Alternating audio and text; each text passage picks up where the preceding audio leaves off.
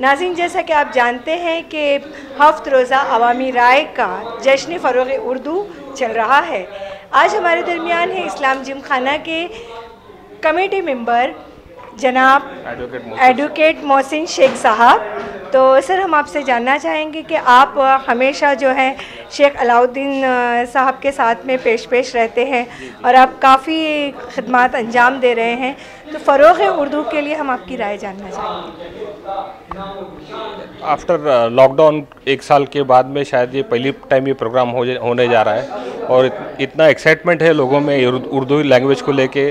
काफ़ी लोग नीचे भी बैठे हैं, हॉल ऑलमोस्ट फुल होने जा रहा है। तो जो पेंडिंग वर्क है, पेंडिंग जो एक्टिविटीज़ था लास्ट ईयर का, अभी तक नहीं हो पाया, लेकिन हम ये कोशिश कर रहे थे ये साल, जैसा आपने बोला कि परमिशन लेके, पुलिस का प्रॉपर परमिशन लेके, सोशल डिस्टेंसिंग मेंटेन करके हम ये प्रोग्राम करना चाहते थे। अल्हम्दुलिल्लाह हमने प्रॉपर परमिशन ले लिया पुलिस से और ये प्रोग्राम होने जा रहा है और मैं समझता हूँ कि ये programme it will be one of the best programme in Mumbai now. इंशाअल्लाह, आमीन। Thank you so much sir.